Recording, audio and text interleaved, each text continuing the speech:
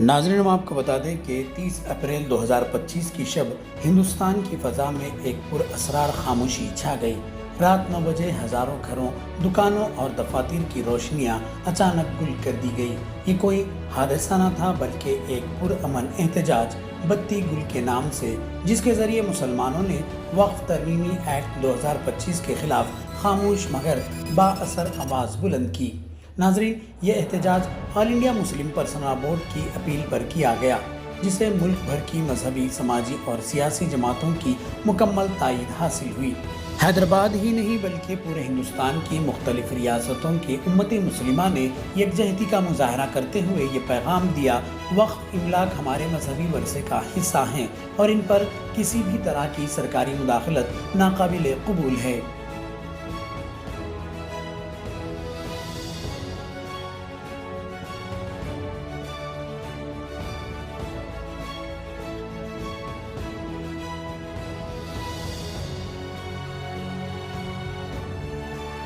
مجلس اتحاد المسلمین کے صدر اسد الدین اویسی نے اس بل کو مسلمانوں کے آئینی اور مذہبی حقوق پر حملہ قرار دیا اور کہا کہ یہ قانون دستور ہند کی دفعات 14، 15، 25 اور 26 کی صریح خلاف ورزی ہے۔ ناظرین، یہ احتجاج صرف بتی گل کرنے تک محدود نہیں تھا، یہ ایک نظریہ تھا، یہ ایک عزم تھا کہ جب تک انصاف بحال نہیں ہوتا، جب تک مذہبی خود مختاری محفوظ نہیں ہوتی، تب تک یہ روشنی واپس نہیں آئے گی۔ یہ خاموش احتجاج ایک بیدار ملت کی آواز ہے، ایک ایسا پیغام جو پورے ملک میں گونج رہا ہے: وقف بچاؤ، آئین بچاؤ۔ ناظرین، مزید اطلاعات کے لیے آپ ہمارے چینل QK ٹرانسمیٹیشن کو لائک، شیئر، سبسکرائب کرنا نہ بھولیں۔ بورڈ کی جانب سے جو پروٹیسٹ کال دیا گیا تھا بتی گل کا، وہ بہت کامیاب رہا، غیر معمولی اس کا اسپونٹینیس ری ایکشن رہا، اور خاص طور سے تلنگانہ، حیدرآباد اور کرناٹکا سے جو ابھی تک ہمارے پاس رپورٹس آ رہے ہیں، پورے لوگوں نے بلا لحاظ مذہب ملت اس کا ساتھ دیا ہے۔ میں ان کا شکریہ ادا کرتا ہوں،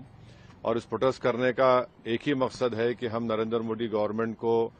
یہ پیغام دینا چاہتے ہیں، یہ میسج دینا چاہتے ہیں کہ آپ نے جو وقف امینڈمنٹ ایکٹ 2025 بنایا ہے، وہ وقف بورڈ کے مفاد میں نہیں ہے، وہ وقف بورڈ کو برباد کرتا ہے، وقف کی پراپرٹیز کو ختم کرتا ہے، اور نہ اس سے کوئی ریونیو میں اضافہ ہونے والا ہے۔ تو یہ ہمارا پروٹیسٹ اسی لیے تھا، اور کیونکہ جو قانون بنایا گیا وہ انکانسٹیٹیوشنل ہے،